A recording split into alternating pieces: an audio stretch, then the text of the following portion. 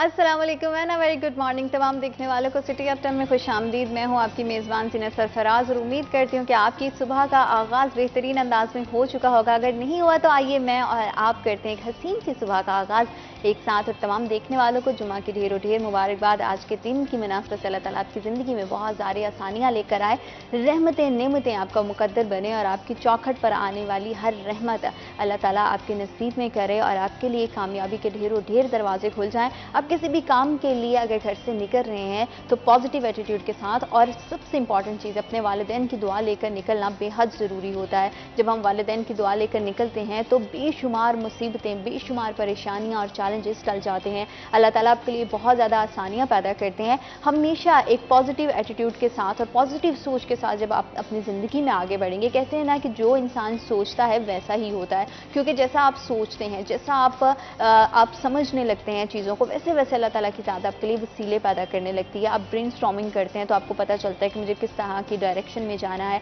किस है अपने आप को और अपनी ज़िंदगी को बेहतर बनाना है। तो अपनी ज़िंदगी में होने वाली चीज़ों में से अगर हम नेगेटिविटी को निकाल देंगे तो हमारी प्रॉब्लम्स बहुत हद तक बेहतर हो जाएंगी। और सबसे ज़्यादा ज़रूरी है कि आज के दौर में हमने सोशल इंट्रैक्शन बहुत कम कर दिया है। सोशल मीडिया पर इंट्रैक्शन तो बहुत ज़्यादा बढ़ गया है, लेकिन सोशलाइजिंग बहुत ज़्यादा कम हो गई है। पहले हम देखते थे कि हमेशा अगर आप अपने रूटीन से फारिग होते थे तो शाम के औकात में हम अपने वालिदैन के साथ, घर के बुजुर्गों के साथ और गली मोहल्ले के बुजुर्गों के साथ भी एक नशिस्त होती थी जिसमें डिफरेंट तरह के मौजू ज़ेर बहस आते थे। तो अभी वो एक्टिविटीज़ कम हो गई हैं। कोशिश करें कि फ़ोन से थोड़ा सा हट कर अपनों को टाइम दें, अपने प्यारों को टाइम दें, फैमिली के साथ टाइम स्पेंड करें। जब एक दूसरे के साथ हमारे कम्युनिकेशन बैरियर्स दूर होंगे तो देखिएगा आपकी ज़िंदगी कितनी ज़्यादा आसान हो जाएगी। अल्लाह ताला हम सब के लिए बहुत सारी आसानियाँ पैदा करे, हमारी ज़िंदगी को और भी खूबसूरत और भी ज़्यादा हसीन बना दे। और मौसम भी, इसकी भी खासी इस इन्वॉल्वमेंट होती है हमारे ज़िंदगी को, हमारे मौजूदा जो मामलात चल रहे हैं उसको बेहतर बनाने में। तो शहर फैसलाबाद का मौसम कैसा है ये जानने के लिए हमें चलना पड़ेगा हमारे सेगमेंट टुडेज़ वेदर की जानिब।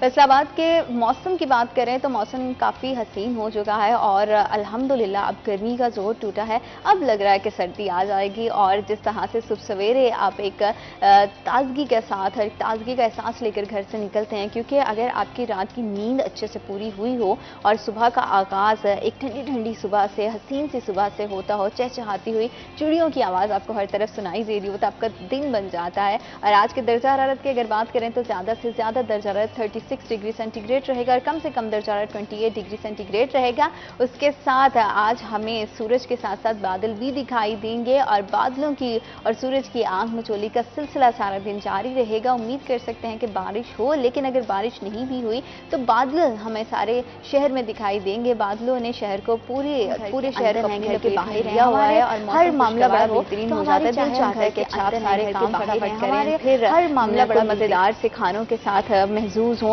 तो ये एक बड़ा मौसम के साथ हमारी ज़िंदगी का बड़ा गहरा ताल्लुक होता है। मौसम अच्छा होता है तो अच्छा खाने का भी दिल चाहता है, अच्छे तरीके से बाहर घूमने फिरने को, फैमिली के साथ टाइम स्पेंड करने का भी दिल चाहता है। लेकिन कुछ चीज़ें हैं जिसकी एहतियात करना बेहद ज़रूरी है। जब भी घर से निकलते हैं तो अपने चेहरे को और सर को ज़रूर लपेटें ताकि सूरज की ख़तरनाक छाँव से आप खुद को बचा सकें। सन प्रोटेक्शन का इस्तेमाल करें। अपनी बॉडी को ज़्यादा से ज़्यादा हाइड्रेटेड रखने के लिए मुनासिब पानी का इस्तेमाल भी ज़रूर करें। गर्मी गई है लेकिन आपकी बॉडी को पानी की उतनी ही ज़रूरत है, तो इसलिए कोशिश किया करें कि अपनी बॉडी को मुनासिब कुछ वक्फे के बाद पानी पिए। मुझे पता है कि अब थोड़ी रूटीन चेंज हो गई है तो पानी पीना खासा मुश्किल लगता है, लेकिन डिहाइड्रेशन की वजह से आपकी सेहत ख़राब हो हम बिल्कुल नहीं चाहते। आपकी हेल्थ हमारे लिए बहुत ज़्यादा इंपॉर्टेंट है और जैसे हमारी हेल्थ इंपॉर्टेंट होती है ना, और हम कहते हैं कि हमारे बॉडी के इंटरनली सिस्टम बेहतरीन होना चाहिए, मजबूत होना चाहिए, इसी तरह से हमारे कानून साज इदारे वो जितने ज़्यादा मजबूत होंगे उसका असर हमें पूरे शहर पर, पूरे शहर के निज़ाम पर दिखाई देता है। हमारी अदालतों का सिस्टम, हमारी कचहरी का सिस्टम, जितना वहाँ का निज़ाम स्मूथ होता है उतना ही ज़्यादा शहरियों के लिए इंसाफ का हसूल भी आसान हो जाता है। इंसाफ के हसूल के लिए जहाँ पे शहरियों को, साइलीन को बहुत ज़्यादा मुश्किलात का सामना करना पड़ता है या चैलेंजेस उनको दरपेश होते हैं, उसी तरह से वकला बरादरी के भी कई चैलेंजेस हैं, कई तरह की मुश्किलात को हर रोज़ वो फेस करते हैं। वो मुख्तलिफ तरह की सूरतों में होती है। बहुत प्रेशर भी रहता है क्योंकि केसेस की तादाद फैसलाबाद में बहुत ज़्यादा है और यहाँ पर जिस तरह کا نظام ہم دیکھتے ہیں کچہری کے اندر کے جس طرح کے انٹرنلی معاملات اور بہت سارے معاملات ایسے ہیں جو کہ بہت درینہ ہیں جن کا حل ہونا بے حد ضروری ہے. تو کس طرح کے موجودہ صورتحال ہے, کیا کچہری کے معاملات چل رہے ہیں, اور جس طرح سے ڈسٹرکٹ بار کے الیکشنز بھی ہیں تو اس میں کس طرح سے ہر کوئی اپنا اپنا منشور لے کر آگے جا رہا ہے اور کینڈیڈیٹس کا کہیں نہ کہیں اپنا ویژن ہوتا ہے جس کو وہ آگے لے کر بڑھ رہا ہوتا ہے. تو ہمارے ساتھ آج بھی فیصل آباد ڈسٹرکٹ بار سے کینڈیڈیٹ موجود ہیں, ان سے جانیں گے کہ ان کی کمپین الیکشن کے حوالے سے کیسی چل رہی ہے, کیسی تیاریاں چل رہی ہیں, اور موجودہ کیبنیٹ نے جتنا کام کیا اس سے وہ کتنا زیادہ وہ تسلی بخش ہے یا غیر تسلی بخش ہے. ان تمام معاملات کے بارے میں بات کریں گے اپنے مہمان سے. ہمارے ساتھ موجود ہیں میاں عامر نذیر, ایڈوکیٹ, امیدوار برائے سیکرٹری فیصل آباد ڈسٹرکٹ بار 2025-2026, اور انہی کے ساتھ موجود ہیں سینئر رپورٹر عزادار حسین. السلام علیکم. وعلیکم السلام. کیسے ہیں آپ دونوں, خیریت سے ہیں؟ سر کیسی چل رہی ہے آپ کی الیکشن کی تیاریاں اور کیسی کمپین چل رہی ہے؟ اب تو موسم بھی ماشاءاللہ سے بڑا خوشگوار ہو گیا ہے, تو موسم کی تبدیلی کیا آپ کی کمپین پہ بھی اثر انداز ہو رہی ہے؟ جی بالکل اثر انداز ہو رہی ہے, کیونکہ گرمی کے موسم میں کمپین کرنا ذرا مشکل ہوتا ہے, دھوپ زیادہ ہوتی ہے, لیکن ہم کرتے رہے ہیں, جاری ہے اپریل سے لے کے اب تک, بہت افیکٹو کمپین ہے. تو الحمدللہ موجودہ جو کیبنٹ ہے وہ بھی ہمارا ہی گروپ ہے, میاں انوار الحق صاحب پریزیڈنٹ جو ہیں وہ ہمارے گروپ سے ہیں. تو ہم نے بار میں ابھی بھی ایک جو ہے واضح تبدیلی لے کے آئے ہیں. بار میں ہم نے یہ لائف انشورنس کا ایک پروجیکٹ دیا ہے وکلا کو. اگر وکلا کی ڈیتھ ہوتی ہے تو ان کو جو ہے 35 لاکھ ان کی فیملی کو ملتے ہیں. بالکل ٹھیک ہے. لائف انشورنس کے بارے میں تو ہم بات کر ہی رہے ہیں, اس کی اماؤنٹ ابھی جو فکس ہے, بہت سارے کینڈیڈیٹ ہمارے پاس آئے, انہوں نے یہ کہا کہ ہم کوشش کریں گے کہ اس اماؤنٹ کو اور بھی زیادہ بڑھائیں. تو کیا آپ کا بھی یہی ویژن ہے کہ اس میں زیادہ اضافہ کیا جائے تاکہ زیادہ سے زیادہ سہولت دی جا سکے؟ جی میرا ویژن یہ ہے کہ لائف انشورنس کے علاوہ ہیلتھ انشورنس کی جائے. اگر وکلا کو خدا نخواستہ کوئی کینسر کی ڈیزیز آتی ہے یا کڈنی ٹرانسپلانٹ ہوتا ہے جو بہت مہنگے ٹریٹمنٹس ہیں, تو اس پہ ہم کام کریں. تو اس پہ انشاءاللہ ہم جو ہے وہ لائف انشورنس دیں گے تاکہ وکلا کی جو صحت ہے, ان کی جو انسیکیورٹی ہے وہ ختم ہو. بالکل ٹھیک, جی بالکل صحیح. اس پہ جو کام کریں. چلے, یہ تو بڑی اچھی بات ہے کہ ظاہر بات ہے کہ ہیلتھ اور لائف دونوں کا ایک دوسرے کے ساتھ بڑا گہرا تعلق ہے. عزادار, آپ کس طرح سے دیکھ رہے ہیں کہ جو تیاریاں چل رہی ہیں اس میں ینگسٹرز کی کتنی کنٹریبیوشن ہے, وہ کتنا بڑھ چڑھ کے اس میں حصہ لے رہے ہیں, وہ اپنے اپنے پسندیدہ کینڈیڈیٹ کو کس انداز سے سپورٹ کر رہے ہیں؟ دیکھیں زینت, سال 2025-26 کے جو آنے والے الیکشن ہیں تو ہر سال کی طرح اس بار بھی وکلا کی تعداد میں جو ہے وہ اضافہ ہوا ہے. پہلے وکلا کی جو تعداد تھی وہ کم تھی, اب ہر سال جو ہے وہ اس میں اضافہ ہوتا جا رہا ہے. بہت زیادہ تعداد میں جو نوجوان ہیں وہ وکلا کے پیشے کو جو ہے وہ اپنا رہے ہیں. اس وقت فیصل آباد میں تقریباً 6000 کے قریب وکلا جو ہیں وہ فیصل آباد ڈسٹرکٹ بار سے رجسٹرڈ ہیں. اور اس کے ساتھ ساتھ جو ہماری اس دفعہ الیکشن بورڈ ہے ان کی جانب سے, ڈسٹرکٹ بار الیکشن بورڈ, ان کی جانب سے پولنگ اسٹیشن کی تعداد, پولنگ بوتھ کی تعداد بڑھانے کے حوالے سے جو فیصلہ کیا گیا ہے. کیونکہ بایو میٹرک ہوتے ہیں تو مختلف پوائنٹ کھڑے کر کے وہاں پہ مشینیں سب کی جاتی ہیں, اور وکلا جو ہے وہ بڑی آسانی سے اپنا ووٹ ایک تھم کے ذریعے جو کاسٹ کرتے ہیں, اور اس کا جو رزلٹ ہے وہ بھی بڑی جلدی اناؤنس ہو جاتا ہے. پہلے ایسے ہوتا تھا کہ ہم دیکھتے تھے کہ رات کے 1-2 بج کے ہیں اور تب کہیں جا کے رزلٹ اناؤنس ہوتا تھا. بہت زیادہ ٹائم جو تھا, اور اوپر سے آپ کو پتا کہ جنوری میں ان کے الیکشن ہوتے ہیں, غالباً جنوری کا تیسرا ہفتہ انہوں نے فکس کیا ہوتا ہے. تو اب رات کو جب 11-12 اور سردیوں کی رات ہو اور شہری سو رہے ہوں, اور پھر خوشی کی جیت میں جب یہ فائرنگ کرتے ہیں ہوتا ہے تو پتہ چلتا ہے ایک دفعہ پھر سارا فیصل آباد جو ہے وہ جاگ جاتا ہے. اب یہ ہے کہ بایو میٹرک سسٹم کے تحت 5 بجے پولنگ کا ٹائم ختم ہوتا ہے. جو اندر وکلا ہوتے ہیں وہ اپنا ووٹ کاسٹ کرتے ہیں, تو تقریباً کہہ سکتے ہیں کہ 6-6:15 بجے تک تمام وکلا اپنا ووٹ کاسٹ کر لیتے ہیں, اور 10 سے 15 منٹ کے بعد ان کی جانب سے جو الیکشن بورڈ ہوتا ہے ان کی جانب سے رزلٹ جو ہے وہ اناؤنس کر دیا جاتا ہے. اس وقت موجودہ جس طرح عامر نذیر صاحب بتا رہے تھے کہ ان کا یہ منشور ہے کہ ایک تو جو لائف انشورنس کی گئی ہے موجودہ ڈسٹرکٹ بار کی جانب سے, دیکھیں جو موجودہ ڈسٹرکٹ بار انتظامیہ کی جانب سے لائف انشورنس کی گئی ہے اسے ان کے مخالفین بھی سراہتے ہیں. ہمارے پاس جتنے بھی کینڈیڈیٹ آئے ہیں تمام کینڈیڈیٹ نے یہی کہا کہ ایک اچھا جو ہے وہ ان کا منصوبہ تھا کہ دیکھیں ڈسٹرکٹ بار کا جو فنڈ ہے اسے بڑھایا گیا, اور اسی فنڈ سے جو ہے وہ وکلا کے انشورنس, لائف انشورنس کروائی گئی. ابھی گزشتہ دنوں, آج سے 3-4 دن قبل گورنر پنجاب فیصل آباد آئے ہوئے تھے, تو ان منگل کے روز تو ان کی جانب سے ایک فیملی کو چیک دیا گیا ہے. اسد گجر ایڈوکیٹ جو کہ ٹریفک حادثے میں فوت ہو گئے تھے تو ان کے اہل خانوں کو 35 لاکھ روپے کا جو چیک وہ دے دیا گیا. یہ پہلا چیک ہے جو کہ ڈسٹرکٹ بار انتظامیہ کی جانب سے گورنر پنجاب کے ذریعے اسد گجر جو کہ ٹریفک حادثے میں فوت ہوئے ہیں ان کے اہل خانوں کو پہنچایا گیا. یعنی کہ ایک اچھا قدم ہے, اس کی اب شروعات ہو چکی ہے. اب ان کی جانب سے یہ کہا گیا کہ اب دیکھتے ہیں کہ جو آنے والی کابینہ ہے وہ اسے برقرار رکھتی ہے, اس میں جو ہے اضافہ کرتی ہے. اس اقدام کو تو بہت زیادہ موجودہ کیبنٹ کی سراہا کیا ہے کہ انہوں نے انشورنس کے حوالے سے ایک بڑا اچھا سٹیپ لیا ہے. آپ اگر ان کی 8 ماہ کی کارکردگی کو سر دیکھتے ہیں تو انوار الحق صاحب کی صدارت میں پوری کیبنٹ نے کس طرح کی پرفارمنس دکھائی ہے, آپ کیا سیٹسفائیڈ ہیں اس سے؟ جی, موجودہ کیبنٹ جو ہے وہ ہماری سوچ کی عکاسی ہے, کیونکہ یہ ہمارا گروپ ہے. تو ہم نے انہی شرائط پہ جو ہے وہ انوار الحق صاحب کو منتخب کیا تھا اور الحمدللہ انہوں نے وعدہ وفا کیا ہے.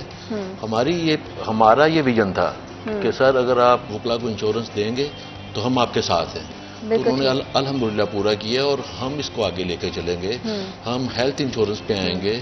یہ ان دنوں میں ایک ہمارے ملک شبیر صاحب ہیں, ان کو کینسر ہوا, لنگس ٹرانسپلانٹ ہوا, تو کافی پیسے لگے ہیں. اس طرح اور بھی جو ہیں وکیل, ان کی سیکیورٹی ہو جاتی ہے, وہ ان کی انسیکیورٹی ختم ہو جاتی ہے. تو سب جو میرا پہلا ویژن ہے وہ یہ ہے کہ ہم لائف انشورنس دیں گے اور اس کو بڑھائیں گے, اور جو ہیلتھ انشورنس ہے اس پہ فوکس کریں گے. اور سیکنڈ پرائرٹی میری یہ ہے کہ ہم ڈی بی اے کا اپنا لاء کالج بنائیں گے.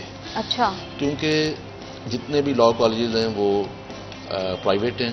بالکل ایسا ہی ہے. اور اگر ڈی بی اے کی پریمسز کے اندر لاء کالج ہوگا تو ہمارے پاس بیسٹ آف دا بیسٹ جو ہیں پروفیسرز اویلیبل ہیں, جن کو جانے کا مسئلہ ہوتا ہے کہیں پہ جا کے وہ لیکچر نہیں دے سکتے.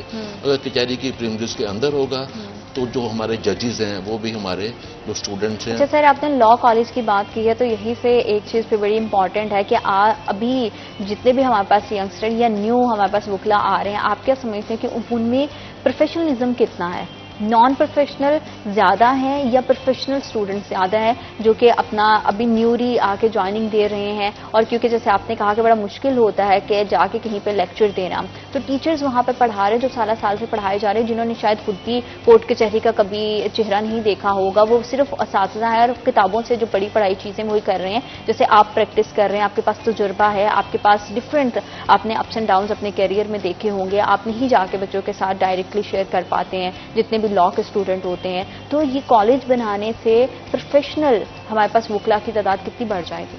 جی, جتنے بھی پرائیویٹ کالجز میں پروفیسرز جو ہیں وہ پڑھا رہے ہیں وہ بھی پریکٹس کرتے ہیں. یہ نہیں کہ وہ صرف پڑھاتے ہیں, وہ پریکٹس بھی کرتے ہیں. میں یہ کہہ رہا ہوں کہ بہت ہمارے جو سینئر وکلا ہیں جن کے پاس ٹائم نہیں ہے باہر جا کے لیکچر دینے کا. میں آپ کی بات کو یہیں سے کنٹینیو کروں گی کیونکہ وقت ایک چھوٹی سی بریک ہے, ہمارے ساتھ رہے گا. آپ دیکھ رہے ہیں سٹی ایف 10.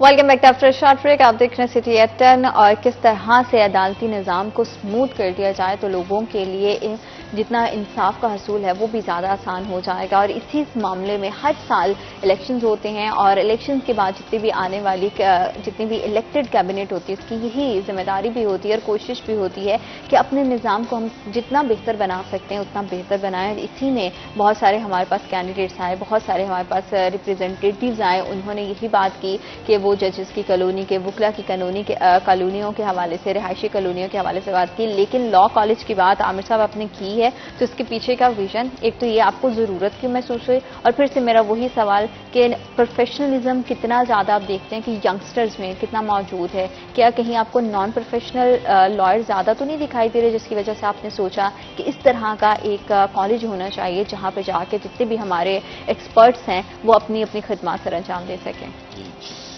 اس کے بیہائنڈ 2-3 ریزنز ہیں. ایک ریزن جو فرسٹ ہے وہ یہ ہے کہ لاء جو ہے اب بہت مہنگا ہو گیا ہے. اب جو فیسز ہیں, اینول فیسز 2 لاکھ 3 لاکھ ہوگی پر ایئر, اور 5 سال کا لاء ہے جی. اور کچھ ہمارے وکلا ایسے ہیں جو افورڈ نہیں کر سکتے. تو ڈی بی اے کا اگر اپنا کالج ہوگا اس میں ہم جو وکلا کی فیملیز ہیں ان کو فری آف کاسٹ پڑھائیں گے, اور جو 50% لوگ ہوں گے جو باہر سے آئیں گے ان سے ہم فیسیں چارج کریں گے, اور یہ ایک جوائنٹ وینچر ہوگا اور اس کو ہم چلائیں گے.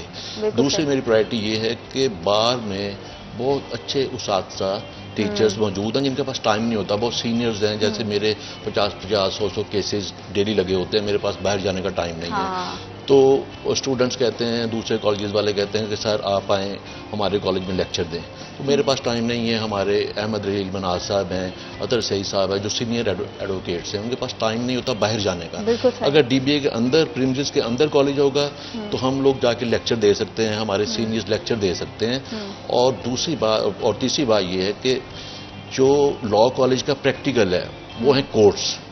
تو کورس کی پریمزز کے اندر اگر کالج ہوگا تو ہمارے پاس پریکٹیکل کرنے کے لیے گراؤنڈ موجود ہے. بالکل صحیح. اور فورتھ جو ہے کہ ہماری لائبریری آلریڈی ہے اور اس کو انشاءاللہ ہم آئی ٹی لائبریری بنائیں گے. یہ 4 ریزنز ہیں جس کی وجہ سے میں ڈی بی اے کے اندر کالج بنانا چاہتا ہوں. آپ کا تھرڈ کویشچن تھا کہ جو پروفیشنل ہیں, جو نیو کمرز ہیں, نیو کمرز پروفیشنل جو ہیں وہ کم ہیں. اس کی 2-3 ریزنز ہیں. ایک سب سے بڑی ریزن یہ ہے کہ فیصل آباد میں ہائی کورٹ بینچ نہیں ہے اور لوور کورٹس کی جو فیسز ہوتی ہیں وہ انفارچونیٹلی کم ہوتی ہیں, یعنی لوگ ہمیں کم پے کرتے ہیں. ٹھیک ہے. تو ادھر جو ہمارے وکلا ہیں, ہم لوور کورٹ سے سیشن کورٹ تک جو ہے وہ کیس کو ٹرائل کرتے ہیں. کیس کا جو ہے نا وہ سارا کلپس نکال کے ہم دے دیتے ہیں. ساری محنت ہماری ہوتی ہے.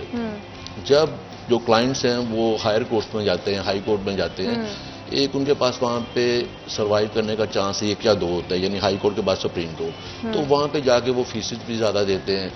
تو ہمارے لیے جانا مشکل ہوتا ہے, ایک پورا دن لگ جاتا ہے, کبھی لیفٹ اوور ہو جاتا ہے کیس.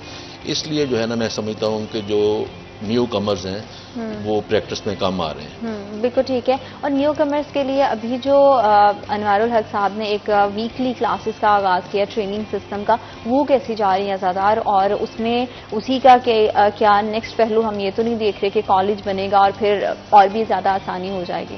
دیکھیں جی, اللہ پاک کامیاب کرے امن نذیر صاحب کو, جو کالج کے حوالے سے انہوں نے اپنا منشور ظاہر کیا ہے کہ وہ ڈسٹرکٹ باہر کے جو احاطہ ہے, کچہری کا جو احاطہ ہے, یہاں پہ کالج بنانا چاہتے ہیں جو کہ لاء کالج ہو.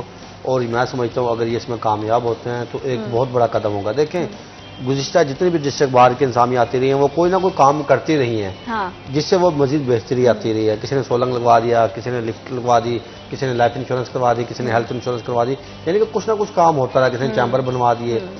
بات کریں مطلب یہاں پہ آپ کو پتہ ہے ناظرہ آفس, اسی طرح پاسپورٹ آفس 15 کے قیام کے حوالے سے جو ہے وہ کام کیا جا رہا ہے. اور اس طرح کے منصوبے آتے ہیں تو اس سے وکلا کی جو ہے فلاح و بہبود ہوتی ہے. اور اسی طرح جس طرح اب امن نذیر صاحب نے بتایا کہ اگر وہ آتے ہیں تو وہ یہاں پہ لاء کالج بنائیں گے. اگر لاء کالج بنتا ہے تو ظاہری بات ہے ابھی جو ویکلی کلاسز چلتی ہیں, جو ٹریننگ سیشنز ہوتے ہیں, اس کا کیا فیڈ بیک ہے, اس کا بھی تو پتہ چلے نا.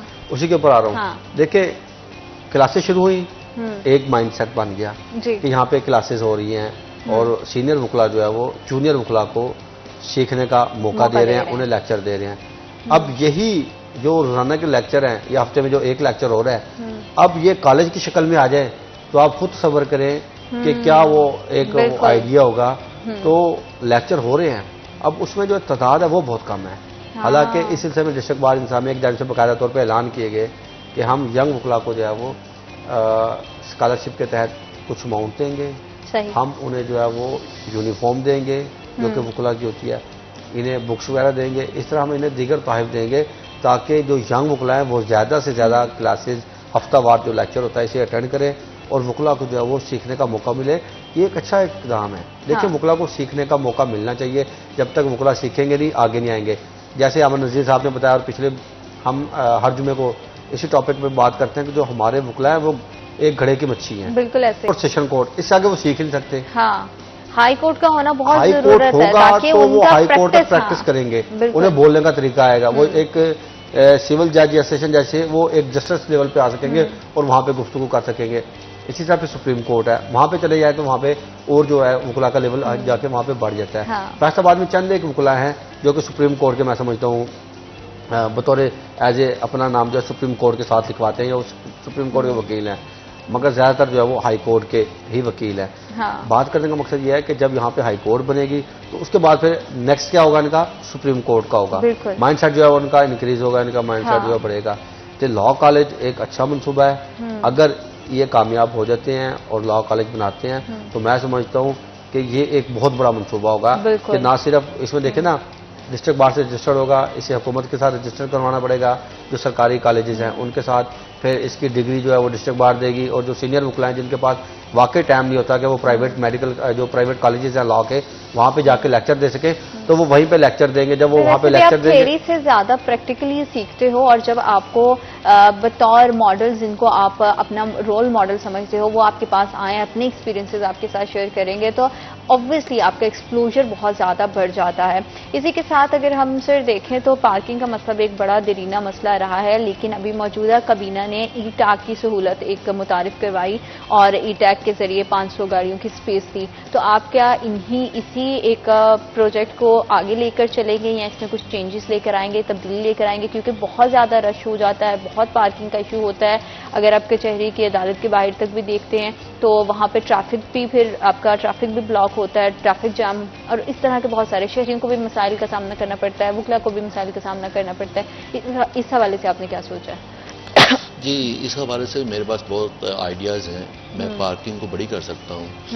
میری نظر میں جگہ ہے، جس جگہ کو پارکنگ کے لیے میں یوٹیلائز کر سکتا ہوں. انشاءاللہ میری پرائرٹی ہے جب میں آؤں گا سب سے پہلے پارکنگ کا جو ہے نا وہ پرابلم سولو کروں گا، کیونکہ مجھے خود یہ پرابلم جو ہے نا سالو کرنا پڑتا ہے. گاڑی کہاں ہوتی ہے، ڈرائیور کہاں ہوتا ہے، اور گاڑی پہ اسکریچز بھی جب دوسری گاڑی کے ساتھ لگتے ہیں نا تو بہت دل دکھتا ہے. اور دوسرا جو ہے میں یہ کروں گا کہ جو بیمار لوگ آتے ہیں جو کورس میں ہیں، کورس میں ہم لفٹ لگوائیں گے، کیونکہ کچھ ہماری کورس ہیں جو اپ اسٹیئرز ہیں، فرسٹ فلور پہ ہیں، سیکنڈ پہ ہیں، تھرڈ پہ ہیں. کچھ لوگ جو ہے نا وہ اسٹیئرز کو یوز کر کے اوپر نہیں جا سکتے. کچھ ہمارے وکلا ہیں سینئر جن کو چلنے کا پرابلم ہے، تو ہم کورس میں بھی انشاءاللہ لفٹ لگوائیں گے تاکہ جو ہمارے کلائنٹس آتے ہیں ان کو بھی سہولت ہو، اور جو ہمارے وکلا ہیں سینئر جن کو چلنے کا پرابلم ہے وہ بھی ان لفٹ کو یوز کر کے اوپر جا سکے. بالکل ٹھیک. انشاءاللہ اس پہ جو ہے نا ہم کام کریں گے اور فوری کریں گے انشاءاللہ. اچھا، موجودہ کابینہ نے ایک جب ان کی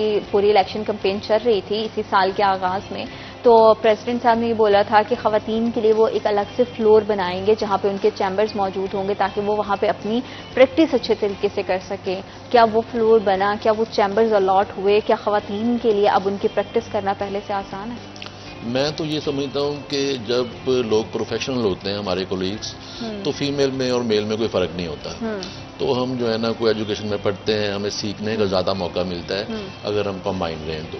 انشاءاللہ چیمبر بنیں گے لیکن وہ الگ نہیں بنیں گے، وہ انشاءاللہ کمبائن ہی بنیں گے، کیونکہ ہم کولیگز ہیں، ایک فیملی کی طرح کام کرتے ہیں. تو میں نہیں سمجھتا کہ اس کی ضرورت ہو کہ فیمیلز کو جو ہے نا وہ الگ بنا کے دیا جائے. یہ ایک میرا موٹو ہے کہ ہم نے اس پچھلے سال ہاسپٹل بنایا تھا لائرز کے لیے، اس میں انشاءاللہ موڈیفکیشن کریں گے، انہینسمنٹ کریں گے. اس میں میں ایک لیبر روم بناؤں گا جہاں پہ زچہ بچہ کی جو ہے نا فیسلٹی مل سکے، یعنی ایک فیملی ہاسپٹل بن سکے وکلا کے لیے.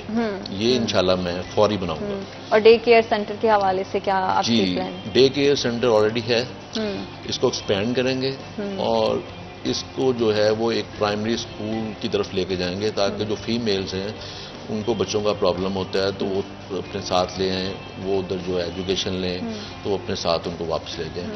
تو فیمیلز کے جو ہے مسائل ان کو ہم زیادہ اکوموڈیٹ کریں گے انشاءاللہ. اچھا، نوجوان وکلا کے لیے ارننگ کرنا بہت مشکل ہو جاتا ہے، وہ بہت کم ان کے پاس ریسورسز ہوتے ہیں، بہت کم وسائل میں ارننگ کرنا، کلائنٹس لے کر آنا، کیونکہ چیمبر بھی نہیں ہے اور کلائنٹس کی تلاش بھی. ظاہر بات ہے کہ چیمبر اگر آپ کے پاس ہو تو یہ ایک بہت امپیکٹ ڈالتا ہے آپ کے کیریئر پہ کہ آپ کا کلائنٹ آیا، آپ بیٹھیں کہ ایک ہی چیمبر میں 2-2 3-3 وکیل بیٹھ کے اپنے کلائنٹس کو ڈیل کر رہے ہو، تو سر اس سے مشکل نہیں ہوتی ہے؟ جب نیو کمر آتے ہیں تو ان کو ضرورت بھی ہوتی ہے وہ سینئر کے ساتھ بیٹھیں، کیونکہ انہوں نے سیکھنا ہوتا ہے آگے. تو ہم یہ کریں گے کہ جو نیو کمر آتے ہیں ان کا انٹرنشپ الاؤنس لگا دیں گے. ٹھیک ہے. تاکہ کچھ نہ کچھ ان کے جو ایکسپینسز ہیں آنے جانے کے، ٹرانسپورٹیشن، فوڈ کے، وہ شروع میں حل ہوں. تو گریجولی جب 1-2 سال ہو جاتے ہیں تو وکلا پھر اس قابل ہو جاتے ہیں کہ وہ اپنی ارننگ کرتے ہیں. اصل میں وکلا جو نیو کمر آتے ہیں وہ اسٹوڈنٹ ہوتے ہیں، اسٹوڈنٹ سے آگے وہ انٹرنشپ میں آتے ہیں. جیسے ڈاکٹرز ہیں یہ انٹرنشپ میں جاتے ہیں تو ہاسپٹل ان کو پے کرتا ہے.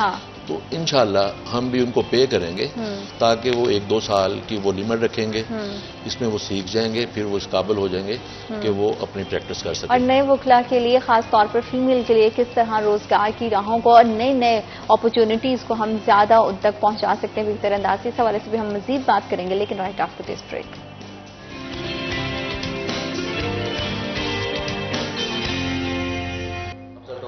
Welcome back after a short break. आप देख रहे हैं सिटी एट 10 और हम बात कर रहे हैं कि किस तरह अदालती निज़ाम को हम बेहतर बना सकते हैं। लेकिन अगर हम अदालती निज़ाम में टेक्नोलॉजी को भी ऐड कर दें तो नई आने वाली कबीना के लिए कितनी ज़्यादा आसानियाँ हो जाएंगी।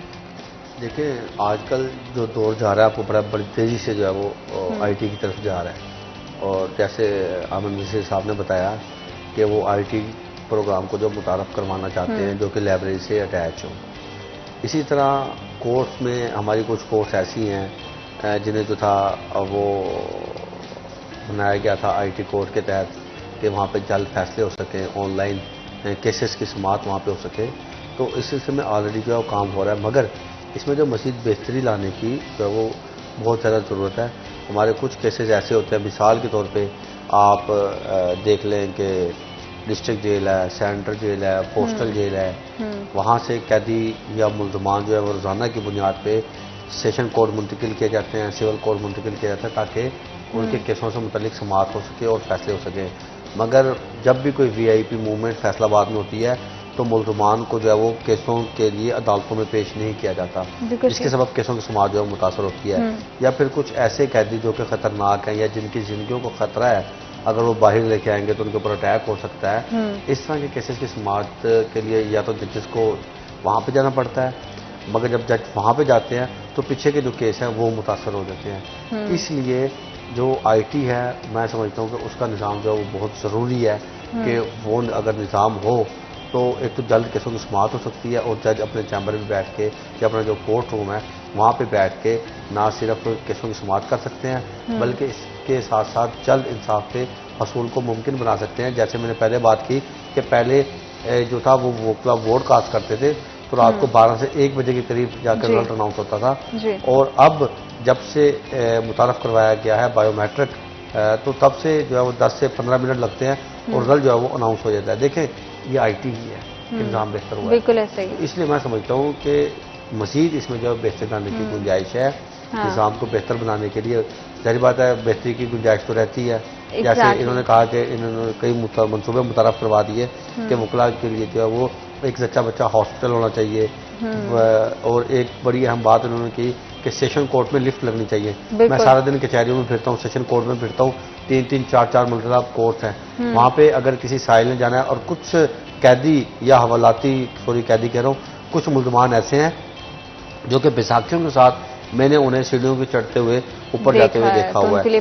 कुछ ऐसे होते हैं साहिल जिन्हें फायर वगैरह लगा होता है या उनकी जो है वो लात डैमेज हो जाती है, टांग डैमेज होती है, तो वो केसों की समाअत के लिए, बहस के लिए या बतौर गवाह उन्हें केस में के लिए अदालत में पेश होना होता क्या जी, 3 या 4 मंजिल पे कोर्ट है तो उन्हें वहाँ तक जो है जाना पड़ता है। इसलिए तो वहाँ पे लिफ्ट लग जाए, एक तो वकला की रसाई आसानी होगी 3 से 4 मंजिल तक, और उसके साथ साथ जो साइलिन है जिसमें ख़वातीन ज़ईफ़ शामिल हैं, साइलिन जो ज़ईफ़ुल उम्र हजरात शामिल हैं, वो जल्द लिफ्ट के ज़रिए वहाँ पर आसानी से पहुँच सकते हैं। एक तो उनकी सेहत बरकरार रहेगी और वो इस सहूलत से जो है मुस्तफ़ीद हो सकेंगे। तो निज़ाम में जो है मज़ीद बेहतरी की जो है वो गुंजाइश रहती है, और अब उम्मीद करते हैं कि जो नई काबीना आएगी वो मज़ीद बेहतर मनसूबे जो है मुतारफ़ करवाएगी।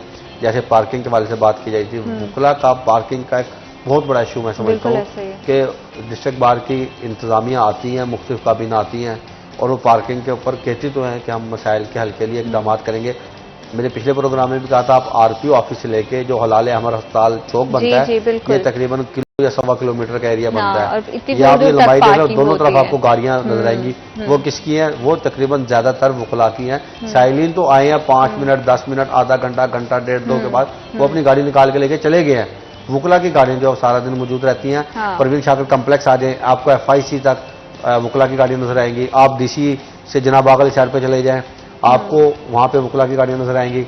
आप पैरामेडिक्स कॉलेज वाली सड़क पे आ जाएं जो जिला कौंसिल और सेशन कोर्ट के दरमियान में है, वहाँ पे भी आपको वकला की गाड़ियां नजर आएगी। आप प्रेस क्लब रोड पे आ जाएं, वहाँ पे आपको वकला की गाड़ी नजर आएगी। आप सर्कुलर रोड पे चले जाएं, आपको वहाँ पे वकला की गाड़ी नजर आएगी। हर तरफ वकला की गाड़ियां हैं, सारे कहीं ना कहीं गाड़ी पार्क की हुई नजर आएगी। और ये तो रूटीन की बात हो गई है। वकला की गाड़ियों की वजह से आम शहरी को मुश्किलात का सामना करना पड़ता है। एक तो गुजरने में मुश्किल होती है, और दूसरा मेरे जैसा किसी शख्स ने अगर कचहरी बाजार जाना है या कहीं और जाना है तो उसने गाड़ी कहाँ पार्क करनी है, کیونکہ وکلا نے آلریڈی ساری جگہ جو ہے گھیری ہوئی ہے. اچھا عامر صاحب، جیسے آپ نے کہا کہ پارکنگ کی جگہ بھی موجود ہے اور پارکنگ کے حوالے سے آپ کے پاس پلان بھی ہے، تو یہ پلان جو ہے وہ کرنٹلی کیبنیٹ کے پاس کیوں نہیں ہے؟ موجودہ کیبنیٹ نے اس کے حوالے سے کیوں کچھ نہیں کیا؟ صرف کیا 500 گاڑیوں کا ای ٹیگ الاٹ کر دینا یہ کافی ہوتا ہے، یا اس کو زیادہ ایکسپینڈ کیا جا سکتا تھا، اس کو بہتر انداز سے اس کی منصوبہ بندی کی جا سکتی تھی؟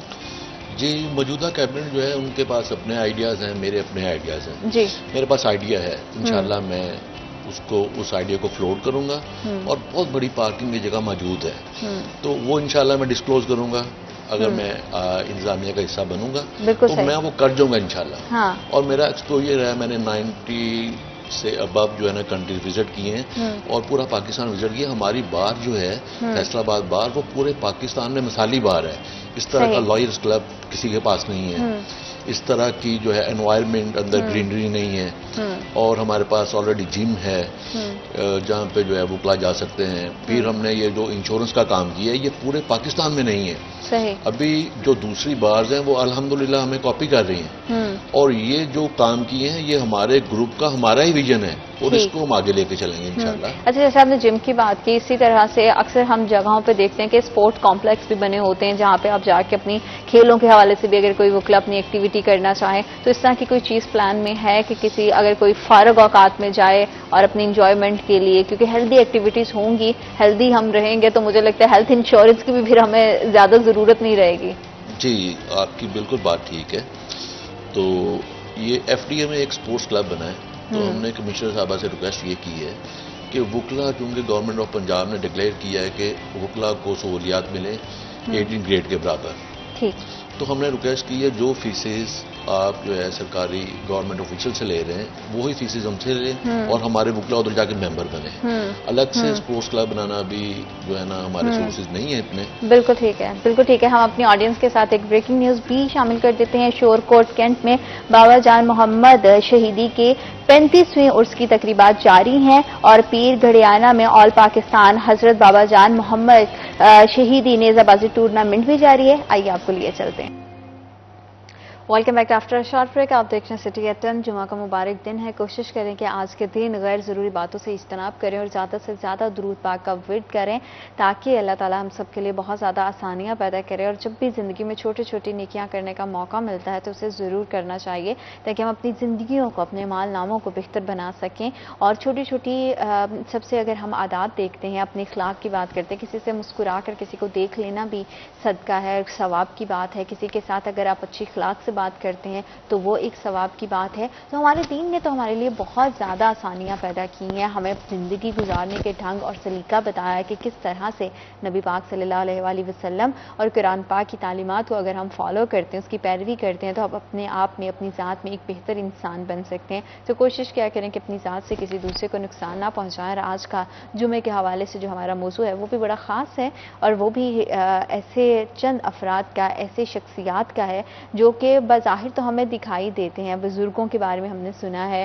اور اولیاء کے بارے میں ہم بات کرتے ہیں، ولیوں کے بارے میں ہم بات کرتے ہیں. ہر کسی کا ان کو ماننے کا عقیدہ الگ ہے. ہر کوئی بات کرتا ہے کہ یہ وہ افراد ہوتے ہیں، یہ وہ شخصیات ہوتی ہیں جو اپنی زندگی کو اللہ تعالیٰ کی راہ میں اور نبی پاک صلی اللہ علیہ وسلم کی تعلیمات کے مطابق اپنی ذات کو ڈھالنے کی کوشش کرتے ہیں، اپنی ساری کی ساری زندگی وقف کر دیتے ہیں. حقیقت میں ولی اولیاء کیا ہیں اور یہ کس طرح سے اپنی زندگی گزارتے ہیں، اور ان کی زندگی کا مقصد کیا ہے، اور کس طرح سے اپنی زندگی کو اللہ تعالیٰ کے بتائے ہوئے راستے پر وقف کرنے کے بعد کیا حالات ہوتے ہیں، اسی حوالے سے ہم اپنے مہمانوں سے بات کریں گے. ہمارے ساتھ موجود ہیں ڈاکٹر افتخار حسین نقوی، اسلامی اسکالر، اور انہی کے ساتھ موجود ہیں علامہ محمد ریاض کھرر، اسلامی اسکالر. السلام علیکم، کیسے ہیں آپ دونوں؟ خیریت سے ہیں؟ علامہ صاحب یہ بتائیے گا کہ ولی ہم ہمیشہ سے سنتے آئے ہیں اولیاء کے بارے میں، ولیوں کے بارے میں، ولی در حقیقت کون لوگ ہیں؟ بسم اللہ الرحمن الرحیم. قال الذی عنده علم من الکتاب. ارشاد ربانی ہے کہ جب سیدنا حضرت سلیمان بن داؤد علیہ السلام نے شہزادی بلقیس کا، جو کہ بڑی مسافت تھی، قریب آ گئی تو تخت منگانے کے لیے آپ نے اپنی آراء لیں تو کسی نے کہا، جنات نے کہا کہ جی ہم آپ کا تخت جب آپ دربار یہ مجلس برخاست کریں گے تو ہم پہنچا دیں گے. جی. تو اس وقت انہوں نے کہا کہ وہ قریب آ چکی ہے. تو سیدنا حضرت سلیمان بن داؤد علیہ السلام نے فرمایا کہ اس مجلس میں کوئی اور بھی ہے. تو وہاں ایک اللہ کا ولی، قرآن نے جو اس کی تعریف کی ہے وہ قال الذی عندہ علم من الکتاب. اس وقت وہ معروف آسمانی کتابوں کے عالم دین تھے جنہوں نے کہا کہ جی آپ کی آنکھ جھپکنے سے پہلے میں تخت کو پیش کروں گا. تو اس قرآن کریم کی اور وہ انہوں نے پیش کر دیا. تو اللہ وحدہ لا شریک نے یہ عزت بخشی ہے کہ جو لوگ اللہ کے احکام اور رسول اللہ صلی اللہ علیہ وسلم کے طریقے پہ چلتے ہیں، یہ تو پہلی آسمانی کتابوں کے عالم دین تھے. اولیاء اللہ کی تعریف یہ ہے کہ ولی وہی ہوتا ہے، اولیاء اللہ کی جماعت جو ہے وہ ہے جو کتاب اللہ اور سنت رسول اللہ صلی اللہ علیہ وسلم کے نور سے ان کے سینے مزین ہوتے ہیں. ان کا کردار و عمل جو ہے وہ اس میں اسوہ رسول پاک صلی اللہ علیہ وسلم کی جھلک نظر آتی ہے. وہ مظہر ہوتے ہیں تعلیمات اسلام کے. یہی وجہ ہے کہ جتنے بھی اولیاء اللہ ہیں وہ دینی مدارس سے تعلیم حاصل کرنے کے بعد کتاب اللہ کی تعلیم اور اپنے سینوں کو قرآن و سنت کے نور سے مزین اور منور کرنے کے بعد معاشرے کی خدمت میں لگ جاتے ہیں. چونکہ حضور صلی اللہ علیہ وسلم آخری نبی ہیں، آپ کے بعد نبی کوئی نہیں، تو آپ خاتم النبیین صلی اللہ علیہ وسلم کا یہ کام امت کے اس گروہ نے آگے بڑھانا ہے، اہل علم نے. تو جو ان میں پاکیزگی کے اعتبار سے، تقوی کے اعتبار سے امت میں اور علم کے اعتبار سے اعلیٰ لوگ ہوتے ہیں، انہیں کہا جاتا ہے اولیاء اللہ، یعنی اللہ کے دوست جو دن رات اپنا انتھک محنت کرتے ہیں غلبہ دین کے لیے، جد و جہد دین کے لیے، اور لوگوں تک پیغام ربانی اور اسوہ رسول پاک صلی اللہ علیہ وسلم پہنچاتے ہیں. اور اگر ولی اللہ کی زندگی کے ہم پہلوؤں کو مزید غور سے دیکھیں تو کون سی ایسی ڈاکٹر صاحب خصوصیات ہیں جو ایسے اللہ کے بندوں میں پائی جاتی ہیں جو اس کے نیک ہوتے ہیں، ان کے دل کے قریب ہوتے ہیں، اور کس طرح سے دنیاوی خواہشات کو ترک کر کے محض اللہ تعالیٰ کی رضا کے لیے اپنی پوری زندگی وقف کر دیتے ہیں؟ اعوذ باللہ من الشیطان الرجیم، بسم اللہ الرحمن الرحیم. جیسے کہ بھی علامہ صاحب عرض کر رہے تھے، یقیناً جو اولیاء اللہ ہیں وہ اللہ کے مقرب بندے ہیں، یعنی وہ بندے جو اللہ کے قریب ہیں، بالکل، جن کو اللہ کی قربت حاصل ہوئی. یا ہم ان کو ایسے بھی کہہ سکتے ہیں کہ سوسائٹی کے اندر ایسے کریکٹرز، ایسے سمبولکس جن کو دیکھ کر ہم اپنی اصلاح کر سکتے ہیں، بالکل صحیح، جن کو دیکھ کر ہم اس بات کا تعین کر سکتے ہیں کہ تعلیمات اسلامی کیا ہے، جن کا اٹھنا بیٹھنا ہمیں یہ بتاتا ہے کہ اسوہ حسنہ رسول اللہ صلی اللہ علیہ وآلہ وسلم کیا ہے، جن کا واعظ نصیحت ہمیں یہ بتاتا ہے کہ خداوند متعال جس نے ہمیں خلق کیا ہے وہ ہم سے کیا تقاضا کرتا ہے، بالکل، وہ ہم سے کیا چاہتا ہے. یقیناً اگر ہم اس کو دیکھتے ہیں تو یہ ایک پورا سلسلہ ہے جو کہ مولا متقیان حضرت علی علیہ الصلوۃ والسلام کی ذات گرامی سے شروع ہوتا ہے اور آج تک یہاں پر موجود. اگرچہ کہ موجودہ سوسائٹی اور معاشرے میں کچھ ایسے لوگ بھی ہیں جو شاید اس تعریف پہ پورا نہیں اترتے لیکن لوگوں کی گمراہی کا سبب بن رہے ہیں. تو ایسے لوگوں سے معاشرے کو، سوسائٹی کو اجتناب کرنا چاہیے. اب دیکھیں مولا علی کی میں ایک واقعہ چھوٹا سا خدمت میں پیش کرتا ہوں کہ آپ ایک جنگ میں آپ کے پاؤں میں تیر لگ جاتا. اب سب صحابہ اکرام، سب دوست جو ہیں وہ اس تیر کو نکالنے کی کوشش کرتے ہیں لیکن وہ تیر اتنی بری طرح پویسٹ ہے کہ وہ نکل نہیں رہا. تو کچھ دوستوں نے مشورہ دیا کہ جب مولا نماز پڑھیں گے آپ اس وقت یہ تیر نکال لیجیے گا، تیر نکل جائے گا. تو ایسے ہی ہوا، جب آپ نماز پڑھنے لگے تو وہ تیر کو نکالا تو وہ تیر جو ہے وہ جسم سے الگ ہو گیا. صحیح.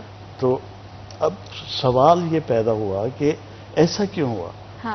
تو وہاں پہ یہ تھا کہ خوف خدا اس قدر طاری تھا اس جسم میں کہ جس کی وجہ سے وہ جسم جو تھا بالکل مطلب مٹی کی مانند ہو گیا، بالکل تو جس کی وجہ سے وہ وہ تکلیف محسوس ہی نہیں ہوئی۔ تو یہ چیزیں ہیں، ان کو لے کے جو لوگ جو اللہ کے مقرب بندے ہیں، یقیناً آج معاشرے اور سوسائٹی کے اندر جس قسم کا بے روی ہے جو ہماری نئی نسل ہے خصوصی طور پر، اس کے لیے ہم فکر مند بھی ہیں کہ وہ تعلیمات اسلامی سے دور ہوتی جا رہی ہے، اس کو اپنے اسلاف اپنے آباء و اجداد کا بالکل بھی وہ اندازہ نہیں ہے کہ وہ ایک چمکتی ہوئی چیز کو وہ سونا سمجھ کے اس کے پیچھے جا رہے ہیں۔ یعنی اولیاء اللہ وہ لوگ ہیں جنہوں نے اپنے کردار سے دین کو پھیلایا، لوگوں کی جو لوگوں کو متقی بننے میں ان کی رہنمائی کی، اللہ کی قربت کے لیے رہنمائی کی، معاشرے کی خوبصورتی کے لیے کام کیا، اور دین کے پھیلاؤ کے لیے یا دین کی تبلیغ کے لیے انہوں نے اپنے کردار کو پیش کیا، جس کا نتیجہ یہ ہے کہ آج دنیا بھر میں مسلمانوں کی 2.25 کروڑ کے قریب، 2.25 ارب کے قریب جو مسلمان اس دنیا میں موجود ہیں، جس میں سمجھتا ہوں اولیاء اللہ صوفیاء کرام کا ایک بڑا کردار ہے اسی پیغام کو جو پیغام رسول خدا صلی اللہ علیہ وسلم نے ہمیں دیا تھا اس کو گھر گھر پہنچانے۔ بالکل ٹھیک ہے، اور جس طرح سے ولی اللہ علامہ صاحب اللہ تعالیٰ کی قربت کے لیے، ان کی محبت کے لیے، ان کی تعلیمات کو مانتے ہوئے اپنی زندگی وقف کر دیتے ہیں، تو ایسے تمام شخصیات کے لیے اللہ تعالیٰ کے ہاں کیا انعام ہے، کیا ایسے انعامات ہیں جن سے ان کو نوازا جائے گا، اور ان کی زندگیوں میں جو انہوں نے اپنی زندگی کو محض اللہ تعالیٰ کے حصول کے لیے اور اللہ تعالیٰ کی رضا کے لیے وقف کیا ہے، تو ان کے لیے کیا انعام ہے یہ ہم جانیں گے، لیکن ایک چھوٹی سی بریک کا وقت ہے، ہمارے ساتھ رہے گا، آپ دیکھ رہے ہیں سٹی ایٹ 10۔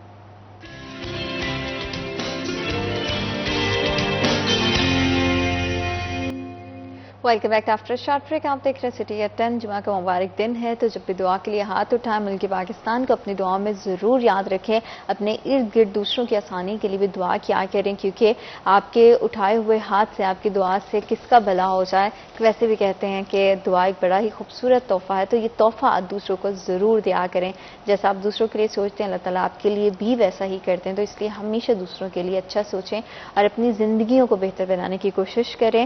علامہ صاحب، ہم بات کر رہے تھے کہ کس طرح سے اللہ کے محبوب بندے، اللہ کے جو قربت کے لیے، اللہ تعالیٰ کی رضا کے لیے جو اپنی زندگی وقف کر دیتے ہیں، وہ تو اللہ تعالیٰ کی محبت پانے کی کوشش کرتے ہیں، تو ایسے تمام افراد کے لیے، ایسے شخصیات کے لیے اللہ تعالیٰ کے ہاں کیا انعام ہے؟ اس حوالے سے امت محمدیہ صلی اللہ علیہ وسلم میں بالکل دو آراء نہیں ہے کہ جو لوگ قرآن و سنت کے فروغ کے لیے تعلیمات قرآن کو اور اسوہ رسول پاک صلی اللہ علیہ وسلم کو لوگوں تک پہنچانے کے لیے، دین کی قدروں کو پہنچانے کے لیے، لوگوں میں فروغ اسلام کے لیے انتھک محنت جد و جہد کرتے ہیں، ان کے لیے سب سے بڑا انعام جو اللہ وحدہ لا شریک نے رکھا ہے قرآن و سنت کی روشنی میں، کہ اللہ انہیں قرب الہی اپنا قرب عطا فرماتے ہیں، اور وہ بہترین ذریعہ بھی یہی ہے کتاب و سنت سے چمٹنا اور دین کے غلبے کے لیے کوشش کرنا، تو ان کے لیے سب سے بڑا انعام جو ہے اللہ جنت بھی نصیب فرمائے گا، عزت بھی نصیب ان کو بہت ہوتی ہے، لیکن سب سے بڑا انعام یہ ہے کہ وہ اللہ وحدہ لا شریک کے دوست ہیں، اور اللہ کے جو قرب ہے وہ انہیں میسر ہوتا ہے۔ آپ دیکھیں کہ ان اولیاء اللہ نے، اولیاء اللہ کی تعریف جو ہے وہ حقیقت میں یہ ہے کہ جو لوگ قرآن و سنت کا پہلے علوم جو ہے، قرآن و سنت کے تعلیمات یہ پڑھتے ہیں، پھر سیکھتے ہیں، پھر اس پہ عمل پیرا ہوتے ہیں، اور عمل کرنے کے بعد وہ چاہتے ہیں کہ پوری دنیا میں، پورے ایک کرۂ ارض پہ اللہ کے دین کو غلبہ نصیب ہو جائے، جد و جہد کرتے ہیں، جن کی شان اللہ نے قرآن کریم میں یوں بیان فرمائی، ارشاد ہوتا ہے کنتم خیر امۃ اخرجت للناس وتأمرون بالمعروف وتنہون عن المنکر۔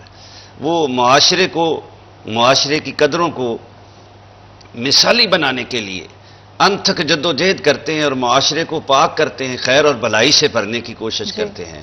اس لیے ان کے لیے انعام یہ ہے کہ اللہ وحدہ لا شریک نے انہیں پہلے اپنا قرب عطا فرمایا ہے، اور قیامت کے دن اور دنیا میں انہیں اتنی اللہ عزت دے دیتے ہیں۔ کتب حدیث میں آتا ہے کہ رسول اللہ صلی اللہ علیہ وسلم نے ارشاد فرمایا کہ جو لوگ دین کے غلبے کے لیے جدوجہد کرنے والے ہیں، اگر ان کے گھوڑے کی سواری کی مٹی جو ہے گھوڑے کی یا سواری کے پاؤں کی مٹی اڑ کے بھی ہوا کی قبرستان میں لے جائے تو اللہ 40 دن کے لیے عذاب اٹھا لیتے ہیں۔ تو ان کی شان یہ ہے کہ جو لوگ اوڑھنا بچھونا قرآن و سنت کو بنا لیتے ہیں اور پھر چاہتے ہیں کہ اللہ کا دین غالب آ جائے، تو اللہ ان کے لیے اتنی عزت عطا کرتے ہیں۔ کتب حدیث میں آتا ہے رسول اللہ صلی اللہ علیہ وسلم نے ارشاد فرمایا کہ آسمانوں کے فرشتے رشک کرتے ہیں، کاش یہ فریضہ ہم انجام دیتے۔ تو آج ضرورت ثمر کی ہے کہ علماء اور مشائخ ائمہ خطباء اپنے اکابرین کا جو مشن ہے، ان کا پیغام جو ہے، پیغام کیا تھا؟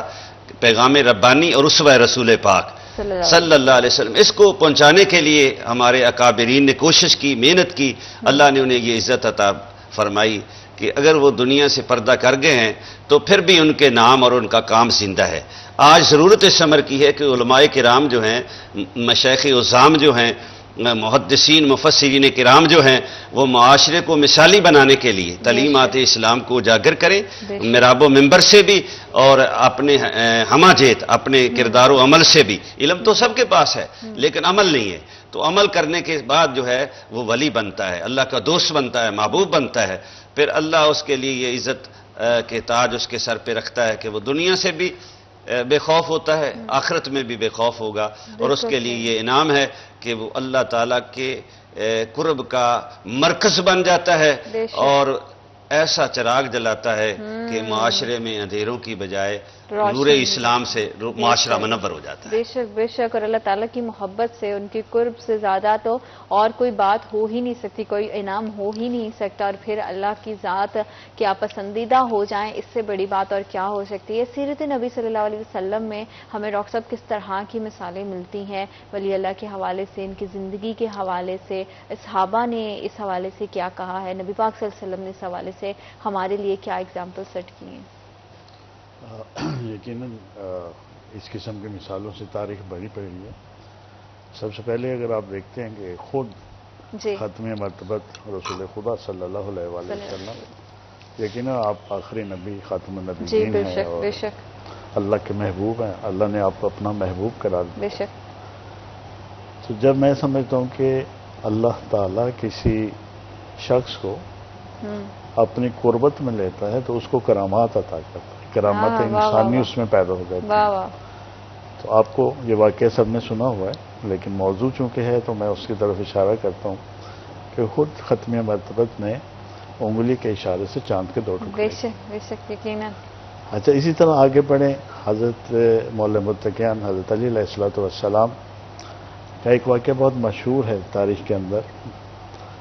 آپ کے پاس کچھ لوگ شرارت کی نیت سے ایک جنازہ لے کے آتے ہیں، وہ شخص مردہ نہیں ہوتا، زندہ ہوتا ہے، لیکن اس کو جنازہ بنا کے لے کے آتے ہیں، تو آپ سے کہتے ہیں کہ مولا اس کا جنازہ پڑھا دیجیے۔ تو مولا متقیان یہ کہتے ہیں کہ کیا میں اس کا جنازہ پڑھا دوں؟ ان سے بار بار تکرار کرتے ہیں کہ وہ اپنی اس حرکت سے باز آ جائیں، لیکن جب وہ باز نہیں آتے اور اصرار کرتے ہیں تو مولا اس کا جنازہ پڑھا دیتے ہیں۔ اب جب اس کا جنازہ پڑھاتے ہیں تو وہ لوگ جو جنازہ لے کے آئے ہوتے ہیں وہ تمسخر اڑانے کے لیے اس کے چہرے سے کپڑا اتارتے ہیں کہ یہ تو زندہ ہے، لیکن جب وہ کپڑا اتارتے ہیں تو دیکھتے ہیں کہ وہ مر چکا ہوتا ہے۔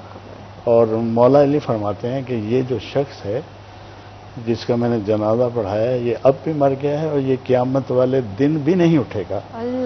تو یہ اللہ کی طرف سے جو اس کے مقرب بندے ہیں ان کو کرامات۔ اسی طرح ایک چھوٹی سی بات اور کرنا چاہوں گا، حضرت شاہ شمس تبریز کی بات ہے کہ آپ ایک جگہ سے گزر رہے تھے تو وہاں پہ ایک معلم پانی کا حوض تھا اور اس کے کنارے کھڑے اپنے طالب علم کو پڑھا رہے تھے، ایجوکیشن دے رہے تھے۔ تو شاہ شمس تبریز نے وہ جو ان کی کاپیاں کتابیں پڑھی ہوئی تھیں حوض پہ، ان کو ہاتھ مارا، وہ ساری کی ساری پانی میں گئی۔ تو آپ نے ان سے تھوڑا میں اس کو الٹ کر گیا، وہ آپ نے پہلے ان سے پوچھا کہ یہ کیا کر رہے ہیں؟ جی تو انہوں نے کہا یہ ملنگ سا بندہ ہے، اس کو کیا بتائیں کیا کر رہے ہیں؟ اس نے کہا بابا یہ تیرا کام نہیں، تجھے نہیں پتا کیا کر رہے ہیں۔ تو آپ نے پھر وہ ساری کتابیں گرائیں تو وہ ساری پانی میں چلی گئیں۔ اب ان کی محنت تھی، اسٹوڈنٹس کی بھی، ٹیچرز کی بھی، وہ سارا انہوں نے کہا کہ یہ تم نے کیا کیا ہے، ہماری تو ساری محنت جو ہے وہ غارت ہو گئی، اب یہ پانی میں چلی جائیں گی، ساری چیزیں ختم ہو جائیں گی۔ تو آپ نے ایک ہاتھ پانی میں ڈالا اور وہ ساری کتابیں اور کاپیاں نکال کے وہاں پہ رکھ دیں، اور وہ بالکل خشک، ان کو کچھ بھی نہیں ہوا۔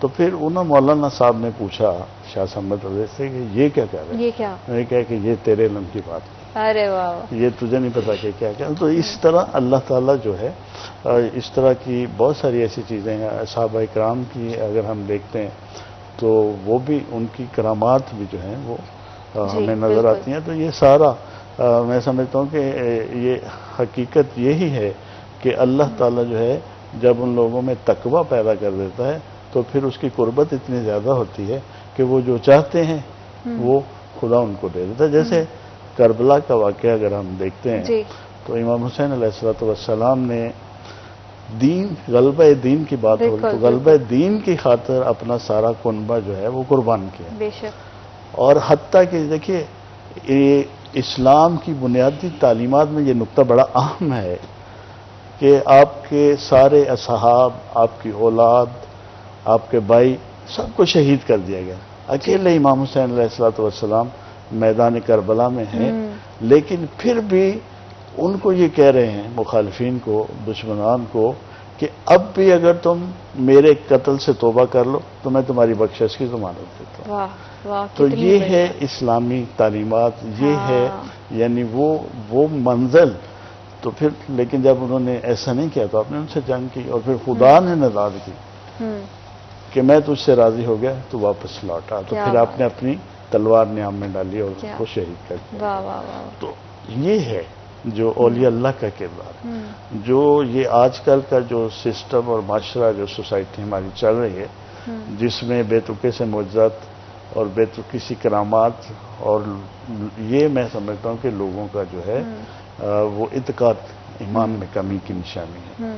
لوگوں کو خدا کی طرف متوجہ ہونا چاہیے اور ان لوگوں کی طرف متوجہ ہونا چاہیے جو واقعاً ولی اللہ ہیں، اور ایسے لوگ بہت سارے لوگ ہیں جنہوں نے اس دین کی خاطر، اس اسلام کی خاطر اپنی قربانیاں بھی پیش کی ہیں، اپنا کردار بھی پیش کیا ہے، اور جو آج بھی ہمارے لیے مشعل راہ ہے۔ بالکل اسی طرح سے مشعل راہ ہیں۔ اور علامہ صاحب، کیا جتنے بھی ولی اللہ ہیں ان کو اپنی زندگی میں اپنے اندر ہونے والی، واقع ہونے والی تبدیلیوں کے بارے میں پتہ چلتا ہے، اور ان کو لگتا ہے کہ ان کی زندگی انہوں نے اللہ تعالیٰ کی راہ میں وقف کرنی ہے، اس چیز کے اشارے ان کو ان کی زندگی میں ملتے ہیں، تو وہ ابتدائی سفر کس طرح سے ہوتا ہے، ذرا وہ اگر تھوڑا سا آپ دیکھنے والوں کے لیے بیان کر دیں۔ نہایت ہی محترم میری بہن، گزارش یہ ہے، جی میں پھر یہ عرض کروں گا جی، کہ دین نام ہے اللہ کے احکام کا، بے شک، اور رسول اللہ صلی اللہ علیہ وسلم کی سنت اسوہ کا۔ جی، جو لوگ امت محمدیہ صلی اللہ علیہ وسلم کے اس کرۂ ارض پہ کتاب اللہ اور سنت سے چمٹ جاتے ہیں، اس میں امت کی میں دو ارانی ہے، جو کتاب اللہ اور سنت سے چمٹ جاتا ہے، پھر اللہ ان کے سروں پہ عزت کے تاج رکھ بے دیتا ہے۔ شک، بے شک، آج جو تصور ہے ہمارے ہاں، اصل میں دین کا تصور جو تھا وہ ہم نے اس کی شکل بگاڑی ہے۔ بر صغیر میں پہلے جو لوگ بزرگان دین تشریف لائے، انہوں نے پہلے تعلیم حاصل کی، پھر قرآن و سنت کی تعلیم کے بعد اپنی زندگی کو قرآن و سنت سے مزین کیا، نور سے مزین کیا، اور پھر وہ پیغام ربانی اور اسوہ رسول پاک صلی اللہ علیہ وسلم کو لے کے گلی گلی، بستی بستی، شہر شہر اور دنیا کے دیکھے، اور بہت ساری مشکلات بھی دیکھی، مشکلات بہت ساری پریشانیاں اور دیکھی۔ میں اس کو آپ بالکل، میں لیکن آپ کے گفتگو کو معذرت کے ساتھ یہیں پہ آپ کی بات کو کاٹ رہی ہوں، کیونکہ وقت ایک چھوٹی سی بریک کے اس پار انشاءاللہ ہم اس خوبصورت سی گفتگو کے سلسلے کو جاری رکھیں گے۔ ہمارے ساتھ رہیے گا، آپ دیکھ رہے ہیں سٹی ایٹ 10۔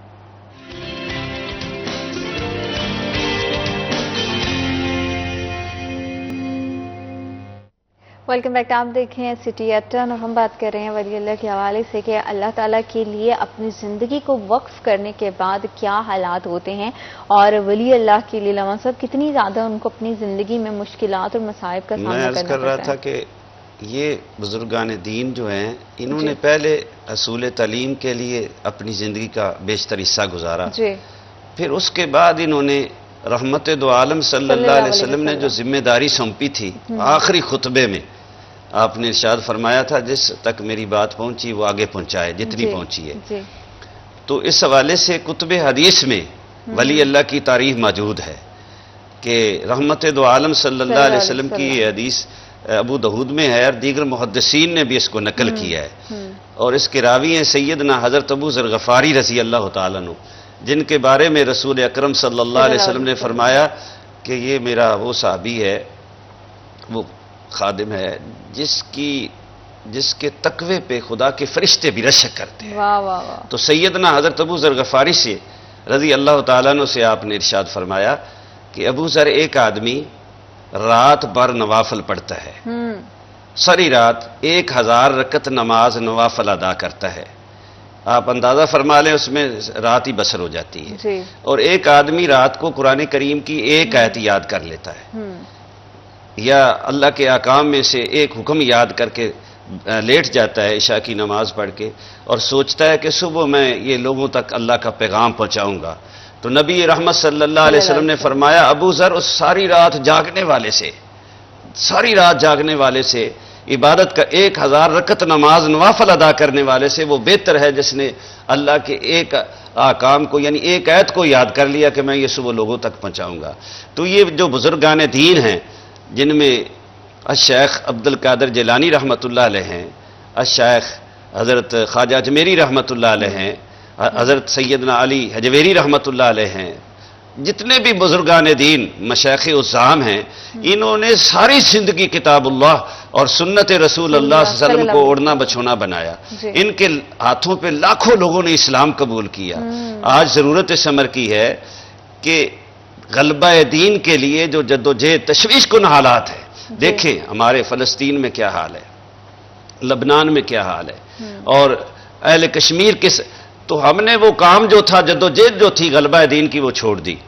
इन्होंने एक मुजाहिद की हैसियत से तबलीग भी की है, तरबियत भी की है और यहां तक इकराम दिया है कि गैर मुस्लिम लोग आते थे तो अपनी मुसनद छोड़ के उन्हें बैठा देते थे, अपना खाना उठा के उन्हें पेश करते थे।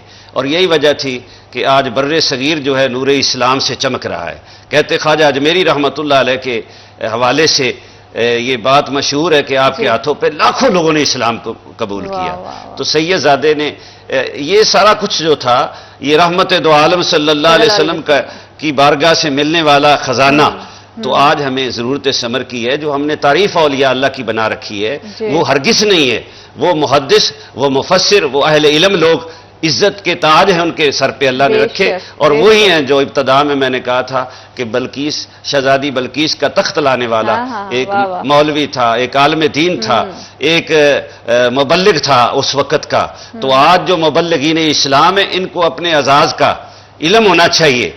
ये दुनिया की जितनी करामात होती हैं या जितने ये मामलात होते हैं ये तो एक आरजी चीजें हैं। जितना आप लोग कुरान और सुन्नत से चिमट जाएंगे अल्लाह वहदहु ला शरीक आपकी इज्जत को सरफराज और सरबुलंद करता जाएगा।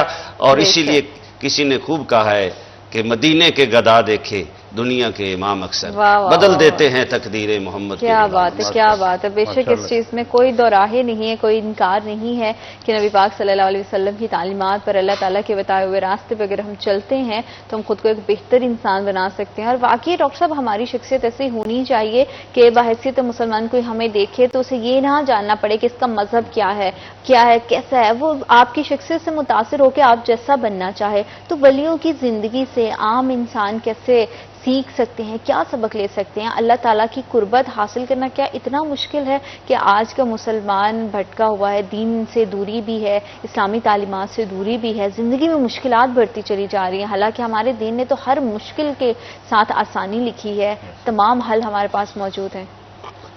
जी बिल्कुल दुरुस्त फरमाया आपने। देखें जब अल्लाह ताला किसी बंदे से खुश होता है या किसी बंदे का अल्लाह ताला से रब्त पैदा होता है تو اس کے درمیان ایک عشق کی منزل آتی ہے. وہ اتنی محصور کن منزل ہے کہ آپ دنیا کے تمام مسائل کو بھول جاتے ہیں. جی. آپ اپنی تکالیف کو بھول جاتے ہیں. کسی بھی جگہ پہ آپ جو اس مراتب کے لوگ ہیں ان سے شکوہ نہیں سنیں گے خدا کے لیے، اگرچہ انہوں نے بہت سارے مسائل اور مصیبتیں جو ہیں وہ اٹھائیں. اللہ تعالیٰ ایسے لوگوں کو شرف انسانیت، انسانی کرامات بخش دیتا ہے. میری خواہش ہوتی ہے کہ تھوڑا سا معاشرے کی عکاسی بھی کی جائے اور اسی حوالے سے بات کو تھوڑا سا، شاید موضوع سے اتنا ریلیٹڈ نہیں ہے لیکن ایک ضروری بات کرنا چاہتا ہوں. آج ہم دیکھتے ہیں کہ اگر کسی شخص کو کسی دوسرے شخص سے کوئی کام ہے، مثلا کسی آپ کو محکمے میں کسی افسر سے، کسی بیوروکریسی سے، ایون دین پرائیویٹ جگہ پہ بھی اگر کسی کو کسی سے کام ہے اور کوئی شخص آپ سے آ کے ملنا چاہتا ہے تو آپ کو اس کو ملتے تک نہیں. لیکن اگر وہی شخص جو ہے اپنی حاجت جو ہے وہ کسی بڑے بندے کا آپ کو فون کروا دے یا اس کی کوئی کارڈ لے آئے یا چٹ لے تو آپ اس کو پاس بھی بٹھاتے ہیں، اس کی بات بھی سنتے ہیں اور اس کا معاملہ جو ہے وہ حل بھی کرتے ہیں. تو یہاں پر مسئلہ یہ ہے کہ یہ جو ہم کر رہے ہیں یہ تکریم انسانیت نہیں ہے. یہ انسانیت کی تکریم ہے. یہ تو آپ نے اس پرچی کی تکریم کی ہے، اس ٹیلی فون کی تکریم کی ہے، اس کارڈ کی تکریم کی ہے، انسان کی تکریم نہیں کی ہے. کہ ایک انسان جو خود آپ کے پاس چل کے آیا آپ نے اس کو کوئی اہمیت نہیں دی. آج ہمارے معاشرے میں بدقسمتی سے یہ چیزیں عام رائج ہیں. آپ اپنی کوئی جائز ضرورت بھی کسی سے پیش کریں، کسی سے آپ کو جائز معاملہ بھی کرنا ہو تو آپ کی جب تک کوئی آپ کے پاس سفارش نہیں ہے، جب تک کوئی آپ کے پاس پیچھے نہیں. تو سب سے پہلی چیز تو یہ ہے ہمارے معاشرے کو سیکھنا چاہیے حضور نبی اکرم صلی اللہ علیہ وآلہ وسلم کی ذات گرامی. دیکھیں جہاں سے آپ کو مشکلات کا سامنا تھا، آپ نے ہجرت کی مکہ سے مدینہ تشریف لے گئے، آپ کے اوپر ظلم و ستم کیے گئے، آپ کی ناکہ بندی کی گئی، آپ کے لیے مطلب ساری دنیا کی جو تکلیفیں تھیں وہ آپ کو دیں گے. لیکن جب آپ واپس لوٹے ہیں اور مکہ کو فتح کیا ہے، فاتح مکہ بنے ہیں، تو اس وقت اگر کوئی عام شخص، عام کوئی خدا کے اس علم اور مفہوم سے دوری والا شخص ہوتا تو وہ کیا کرتا؟ وہ اپنا انتقام لیتا مکہ والوں سے، بالکل ایسا ہی، ان کو نقصان پہنچاتا، اپنے بدلے لیتا. لیکن آپ نبی اکرم صلی اللہ علیہ وآلہ وسلم نے فتح مکہ کے بعد سب کو معاف کر دیا. سب کو معاف کر دیا. تو یہ کرامت انسانی ہے. یہ وہ ہے جیسے ہم، یعنی خدا ہم سے کیا چاہتا ہے. اسی طرح حضرت علی علیہ السلام کا ایک واقعہ ہے کہ عمر ابن عبدود اسلام کا دشمن تھا، خدا کا دشمن تھا، رسول اللہ کا دشمن تھا. تو ایک موقع ایسا ملا مولا علی کو کہ اس کو آپ نے گرا لیا نیچے زمین پہ اور اس کے سینے پر اپنا گھٹنا رکھا، قریب اس کے کہ اس کا گردن تلوار سے اتار دیتے. اس نے آپ کے چہرے مبارک پہ تھوک دیا. تو آپ نے اس کا ریئیکشن کیا دیا؟ اگر کوئی عام شخص ہوتا، قرب خدا والا نہ ہوتا تو وہ اس کو بہت جلدی کرتا اس کو قتل. لیکن آپ نے اس کو چھوڑ دیا. تو صحابہ اکرام جو ساتھ موجود تھے انہوں نے آپ سے سوال کیا کہ یہ شخص جو دشمن خدا ہے، دشمن رسول اللہ ہے اور بڑی مشکل سے قابو آیا ہے اور آپ نے اس کو چھوڑ دیا. تو آپ نے فرمایا کہ اس کو میں جو کرنا چاہتا تھا وہ خدا کے لیے کرنا چاہتا تھا. لیکن جب اس نے یہ عمل کیا تو اس میں میرا غصہ شامل ہو گیا. تو لہذا میں نہیں چاہتا تھا کہ میں اپنا غصہ شامل کر کے اس کے ساتھ کوئی انتقام کروں. کتنی بڑی بات ہے. تو یہ چیزیں جو ہیں ہمیں معاشرے میں ان کو رائج کرنا چاہیے، ان کو سیکھنا چاہیے. اپنی آئندہ جو نسل ہے اس کو مطلب بیسیکلی جتنے ہمارے مقربین ہیں، جتنے اولیاء اللہ ہیں، جتنے خدا کے قرب والے لوگ ہماری ہسٹری میں بہت سارے ایسے لوگ ہیں، ان کی بہت ساری کرامات ہیں، ان کی بہت ساری تبلیغات ہیں، سارے معاملات ہیں. آج ضرورت اس عمل کی ہے کہ ہم इंग्लिश मूवी देखने की बजाय हम उन औसाफ को जिंदा करें। वैसे भी डॉक्टर साहब अगर आप थोड़ा सा गौर करें ना, हम सब भी, तो अगर आप कुछ भी नहीं करते हैं, आप सिर्फ नमाज पढ़ने लगते हैं ना बाकायदगी से, आपकी ज़ात में ऑटोमेटिकली बहुत सारी तब्दीलियाँ आ जाती हैं। आपका गुस्सा कम हो जाता है, आपके लहजे में नरमी आ जाती है, आप दूसरे के साथ अच्छे से बात करने लगते हैं। तो ये तमाम वो कोशिशें हैं जो इंसान को खुद से करनी चाहिए। अल्लाह ताला की मोहब्बत के लिए वो तड़प पैदा ज़रूर होनी चाहिए इंसान में, तभी अल्लाह ताला की रग़बत, अल्लाह ताला की मोहब्बत और उनकी रहनुमाई आप तक और इंसान तक पहुंचती है। गुफ्तगू के सिलसिले को आगे बढ़ाएंगे, वक्त एक छोटी सी ब्रेक का, हमारे साथ रहिएगा। आप देख रहे हैं सिटी एट 10।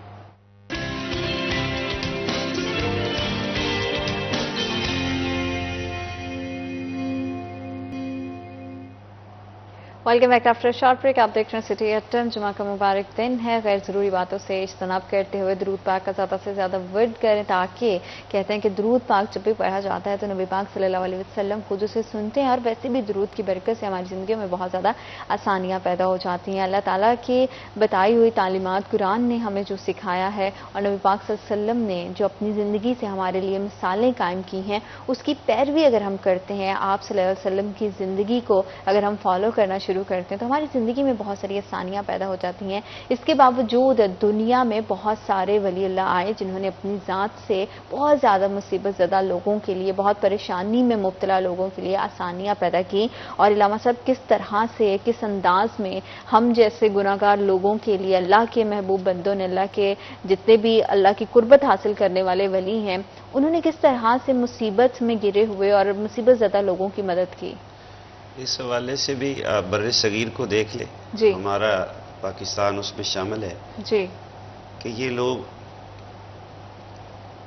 सदात के घराने के लोग, उनके खुदाम, ये रहमत दो आलम सल्लल्लाहु अलैहि वसल्लम पे नाजिल होने वाली किताब कुरान मजीद को लेके, इरशादात नबवी को लेके लोगों तक पहुंचे।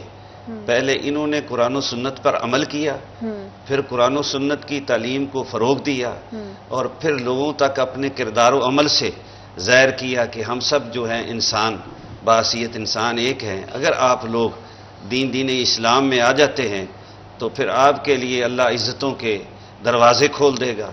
इनके किरदार और अमल को देखते हुए, वो ख्वाजा अजमेरी हों, वो आस्ताना शर्कपुर शरीफ हो, करमा वाला हो, तौसा शरीफ हो, गोलड़ा शरीफ हो, और वो मुहद्दिस आज़म पाकिस्तान मौलाना सिरदार रहमतुल्लाह अलैह को देख लें। ये पहले लोग जो थे काल अल्लाह, अल्लाह के अहकाम सुनाते थे, काल नबी सल्लल्लाहु अलैहि वसल्लम। तो अल्लाह ने इनको इज्जत शरफ बख्शा कि जो इनकी ज़बान से निकलता था, ये नहीं इस चीज़ के तलबगार थे करामत के, इन्होंने तो मेहनत की है सिर्फ इस्लाम के लिए, फ़रोग़ इस्लाम के लिए। फिर अल्लाह ने इनको इज़्ज़तें बख्श दी। आज देखें, नूर इस्लाम जो है पूरे बर्रे सगीर में पूरी आबो ताब से चमक रहा है। लेकिन तशवीश कुन हालात ये हैं कि हमने बुजुर्गान दीन किताबुल्लाह को भी छोड़ा, सुन्नत रसूल अल्लाह सल्लम को भी छोड़ा, बुजुर्गान दीन की कुतब पढ़ते नहीं है। सैयदना अली हजवेरी रहमतुल्लाह अलैह को मानते, उनकी कश्फुल मजूब नहीं पढ़ी। शेख अब्दुल कादिर जिलानी रहमतुल्लाह अलैह को मानते हैं, लेकिन उनकी गुनियत तालिबीन पढ़ने के लिए तैयार नहीं। उनकी तलीमात, उनके इरशादात पे हमने अमल नहीं किया। आज ज़रूरत इस अमर की है कि उलमाए किराम, मशाइख उज़्ज़ाम मिराब मिंबर से औलिया अल्लाह के इरशादात, उनके फ़ज़ाइल और मनाकब के साथ साथ उनकी जद्दोजहद दीन को जिक्र करें। आज मुआशरा जो है उसमें आप देखें तशवीश कुन हालात हैं कि हम आप ये कलमे के नाम पे पाकिस्तान बना है जी। और मुआशरा जो है इतना खोखला हो चुका है कि हम अपनी वो इज्जत, वो वकार, वो दबदबा खो चुके हैं। आज फिर ज़रूरत समर की है कि किताबुल्लाह और सुन्नत रसूल अल्लाह सल्लम से अपने आप को मुज़य्यन करें, अकाबरीन की, औलिया अल्लाह की तालीमात और इरशादात पे अमल करें, उनके मलफूजात का अमली नमूना पेश करें। तो फिर इंशाअल्लाह ये कलमे के नाम पे जो हमारा मुल्क बना है, ये अगर हम आज से जद्दोजहद शुरू कर दें तो इंशाअल्लाह फ़लस्तीन भी आज़ाद हो जाएगा, कश्मीर भी आज़ाद हो जाएगा, बर्मा के मजलूम मुसलमानों को भी इंसाफ मिलेगा, अदल और इंसाफ का राज होगा और परचम इस्लाम सरबुलंद होगा। इंशाअल्लाह हमारी आंखें देखेंगी।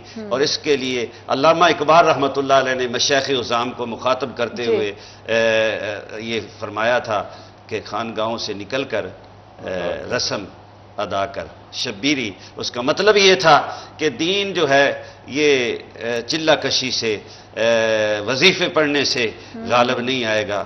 اس کو ہمیں سیدنا حضرت امام حسین رضی اللہ تعالیٰ عنہ کی طرح غلبہ دین کے لیے ہمہ جد و جہد کرنی پڑے گی. پھر اسلام جب غالب آ جائے گا تو پھر امت کو وہ عروج مل جائے گا کہ ندیاں ان کے لیے دریا رستے چھوڑیں گے, جنگل کے درندے جو ہیں وہ یہ رات گزارنا چاہیں گے تو وہاں سے جنگل سے چلے جائیں گے. وہ مثالیں, وہ کرامات خود بخود حاصل ہو جائیں گی. اگر ہم نے اصل مقصد کو, ہم نے تو اپنا سبق بلا دیا. آج ضرورت اس عمر کی ہے جو اکابرین نے ہمیں سبق درس دیا تھا اس بھولے ہوئے. شکر اس سے ہم اپنے آپ میں, اپنی ذات میں اگر ڈاکٹر صاحب تبدیلیاں لے کر آتے ہیں تو معاشرتی بہت ساری برائیوں سے ہم بچ سکتے ہیں. سماجی فلاح و بہبود اس کے ساتھ جڑی ہوئی ہے.